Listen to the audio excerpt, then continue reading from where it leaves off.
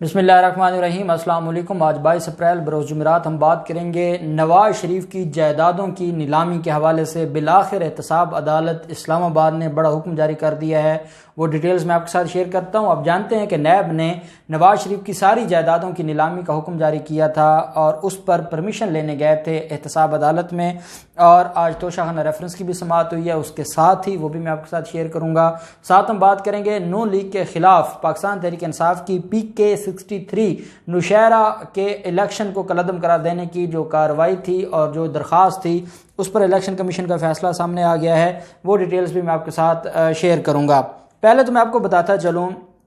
कि हम काजी फैज़ ईसा साहब के केस के हवाले से मुख्तसर बात करेंगे। काजी फैज़ ईसा साहब के केस में जैसा कि आप जानते हैं बड़ा एक अहम पेशरफ्त ये हुई है कि काजी फैज़ ईसा साहब मैं समझता हूँ कामयाब हो गए हैं जजेस को आपस में उनके इख्तलाफात पैदा करने में। उसकी वजह यह है कि काजी फैज़ ईसा साहब बाज नहीं आते, काजी फैज़ ईसा साहब टोकते हैं, काजी फैज़ ईसा साहब बात नहीं करने देते। और आज भी जो ताहिर अशरफी का मामला था, आज जब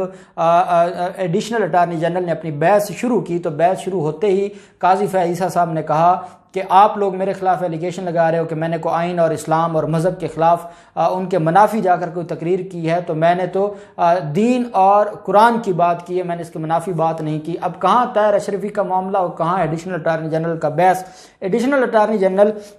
अपने सर को पकड़ कर खड़े हो गए कि पता नहीं ये क्या बात कर रहे हैं, और बार बार जब अदालत जस्टिस मुनीब अख्तर साहब उनको टोकते थे या उनको रोकते थे, या अमृता बंदयाल साहब या जस्टिस सजाद अली शाह साहब, तो उस पर फिर बाकी जो जजेस थे जिन्होंने, आपको याद होगा फैसला भी काजी फैज़ ईसा साहब के हक में दिया था, उसमें जस्टिस मंसूर अली शाह साहब हैं, जस्टिस मकबूल बाकर साहब हैं, जस्टिस याहिया अफरीदी साहब हैं, फिर जस्टिस मंजूर मलिक साहब हैं। ये जो सारा मामला था तो वो फिर एक दूसरे के साथ मामला ख़राब होते थे, और मैं समझता हूँ कि काजी फैज़ ईसा साहब ने जजेस के इख्तलाफात पैदा करने में, और खुलकर पूरी दुनिया को आज पता चल गया कि जजेस के आपस में इख्तलाफात हैं, जिसकी वजह से ऑनरेबल एक जज उठकर चले गए, फिर 10 मिनट का वक्फा हुआ, फिर उमर बंदयाल साहब ने सारे मामले को टैकल किया। अब जो हामिद खान साहब हैं उनकी बहस हो चुकी है, रशीद रिजवी साहब की भी बहस हो चुकी है, और काजी फैज़ ईसा साहब और सरीना ईसा की बहस भी समाअत शुद। इसके अलावा उन्होंने तहरीरी अपने आर्गूमेंट्स भी अदालत में जमा करवा दिए हैं। एडिशनल अटार्नी जनरल ने कुछ बहस आज की है, बकिया बहस के लिए सुबह 10 बजे के लिए मुकर्रर कर दिया है, और 10 बजे मुझे लगता है कि कल का दिन एडिशनल अटार्नी जनरल अपने आर्गूमेंट्स मुकम्मल करेंगे, और फिर जो है वो जवाब में काजी फैज़ ईसा कोई एक दिन या कुछ देर बहस करेंगे और ये मामला वाइंड अप हो जाएगा। और अगला हफ्ता काजी फैज़ ईसा केस में बड़ा ही फैसला कुन होगा। अगर तो क्योंकि 99% रिव्यू के कोई चांस नहीं है कि वो मंजूर होगी, जिन ग्राउंड्स के ऊपर रिव्यू चैलेंज की गई है वो रिव्यू की ग्राउंड्स ही नहीं है, वो रिव्यू के लिए ग्राउंड्स बनती नहीं है, और ये बात काजी फैज़ ईसा साहब भी जानते हैं कि वो खारिज हो जाएगी, और वो खारिज होगी तो जो FBR की रिपोर्ट है वो सेक्रेटरी सुप्रीम जुडिशल काउंसिल के पास जमा है, वो फौरन chairman supreme judicial council chief justice साहब को भिजवा देंगे, और चीफ जस्टिस साहब उस मामले पर आज खुद नोटिस लेते हुए रेफरेंस शुरू कर देंगे। और इनके खिलाफ आज भी उमर बंदयाल साहब ने कहा है कि कल जो दस्तावेजात सरीना ईसा ने दिखाई हैं उसमें बैरून मुल्क ट्रांजैक्शन की बड़ी चीजें सामने आई हैं, और उनके ऊपर हम आंखें बंद नहीं कर सकते, सिर्फ इस वजह से नहीं कि कोई जज है या कोई जज की फैमिली और हम आंखें बंद कर लें। मामला बहुत गंभीर है, ये बात कहनी थी करनी थी उमर बंदयाल साहब की, जो इस बात की तरफ वाज़े इशारा है कि अब जो मामला है काजी फैज़ ईसा साहब का वो उनके हाथ से निकल गया है और अब मामला बहुत आगे जा चुका है। दूसरी तरफ आप देखते हैं जो केस था जो बड़े ही अहम मैं समझता हूं कि मोहसिन लगारी, जो कि जिनके बारे में ये कहा जाता है कि वो सूबाई वजीर आपाशी भी हैं और वो बड़े अहम रुकन समझे जाते हैं पाकिस्तान तहरीक इंसाफ के जनूबी पंजाब से। मोहसिन लगारी को तलब किया है नैब रावलपिंडी ने 4 मई के लिए कि 2018 और 2019 की जो सब्सिडी का रिकॉर्ड है उसको तलब करते हुए कहा है कि वो पेश हूँ और पेश होकर सारे सवालात का जवाब दें। पहले आप जानते हैं मियाँ असलम को भी तलब किया गया है और इसके अलावा बाकी जो वजीर खुराक को भी तलब किया गया है। तो ये बड़ा एक ऐसा इक़दाम है कि जैसे शुगर एडवाइजरी से उनको हटा दिया गया है खुसरो बख्तियार को, तो हुकूमत अब अच्छी तरफ चल पड़ी है कि जब तक अपने लोगों का एहतसाब नहीं होगा ये मामला कभी भी ठीक नहीं होगा और अपने लोगों का एहतसाब होना ज़रूरी है। दूसरी तरफ हम देखते हैं जो मामला है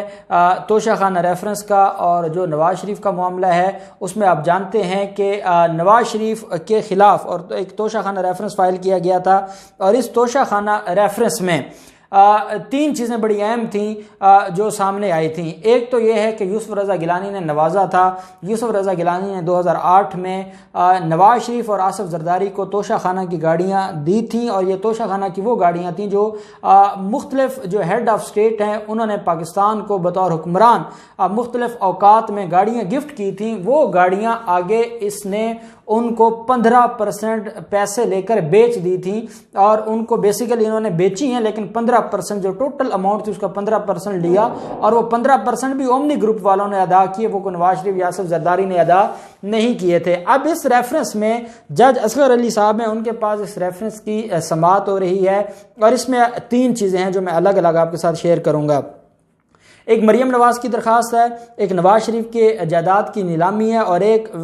आसिफ जरदारी और यूसुफ रज़ा गिलानी के खिलाफ केस है। यूसुफ रज़ा गिलानी और आसिफ जरदारी और ओमनी ग्रुप वालों के खिलाफ जो केस है उसमें आज जज असगर अली ने FIA के गवाह हैं अख्तर सुहेल, उसका बयान कलमबंद किया है। आप जानते हैं कि नवाज शरीफ इसमें इश्तिहारी हो चुके हैं, इस वजह से नवाज शरीफ को इश्तिहारी डिक्लेयर करने के बाद बाकी जो मुलजमान हैं उनके खिलाफ फर्द जुर्म भी आयद हुई थी और उनके खिलाफ जो केस की कार्रवाई है वो आगे चल रही है। FIA के गवाह अख्तर सुहेल का बयान कलमबंद किया गया है और अदालत ने 2 मजीद गवाहों को तलब करते हुए समाअत 28 अप्रैल तक मुलतवी कर दी। अब 28 अप्रैल को इसके ऊपर मजीद समाअत होगी और मजीद गवाहान पेश होंगे और तोशाखाना रेफरेंस भी अपने मंतकी अंजाम की तरफ आगे बढ़ रहा है।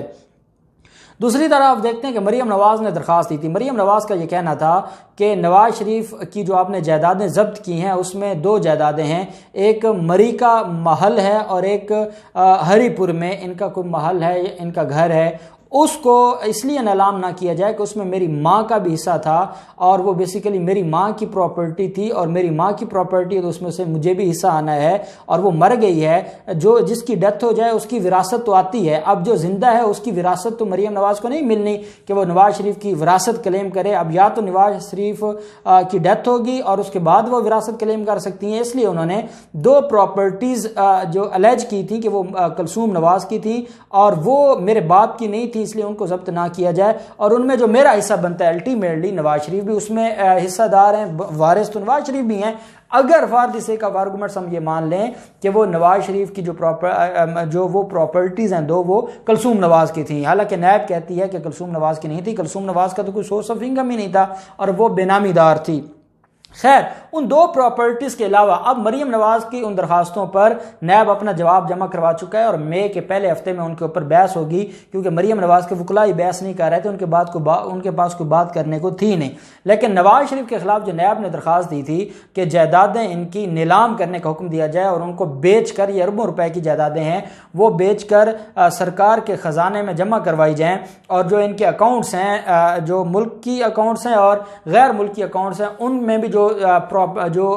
अमाउंट है या जो रकम है वो भी अब हर हाल में हुकूमती खजाना में जमा करवाई जानी चाहिए। उस पर आज जज असगर अली ने जब उनके सामने डिप्टी प्रोसिक्यूटर मुजफ्फर अब्बासी साहब पेश हुए और उन्होंने कहा जनाब हमारी ये दरख्वास्त है और इस दरख्वास्त में हम चाहते हैं कि नवाज शरीफ की जायदादें नीलाम की जाएं, तो उन्होंने ये कहा है कि नवाज शरीफ की जिन जायदादों के खिलाफ इतराज़ नहीं आया उनकी नीलामी के हम ऑर्डर कर देते हैं और जिनकी हद तक एतराज़ आया वो जब एतराज़ पिटीशन ऑब्जेक्शन पिटीशन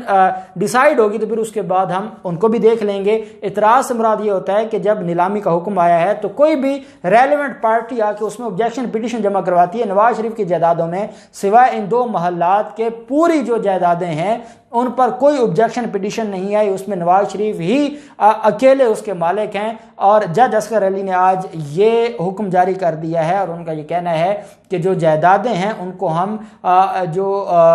ये जो जायदादें हैं उनको हम नीलाम करने का हुक्म जारी कर देंगे।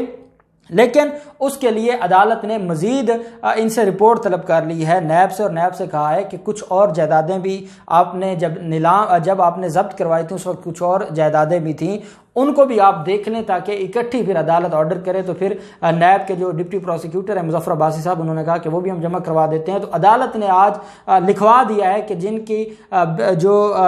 खिलाफ ऑब्जेक्शन पिटिशन फाइल नहीं हुई उनकी नीलामी का हम ऑर्डर कर देंगे, क्योंकि वो उनमें कोई दूसरी राय नहीं है, वो हर हाल में नीलाम होनी है। और ये बात आज अदालत ने भी लिखवा दी है। तो मैं समझता हूँ कि ये एक बड़ी डेवलपमेंट है कि नवाज शरीफ की अब जायदादें नीलाम हो रही हैं, और ये नीलाम होने के बाद हुकूमती खजाने को कुछ ना कुछ ज़रूर आएगा। चाहे ये नवाज शरीफ के सामने तो ये कुछ भी नहीं है, लेकिन चलें कुछ ना कुछ आएगा और कौम ये कहेगी कि चलें कुछ ना कुछ आया। खैर,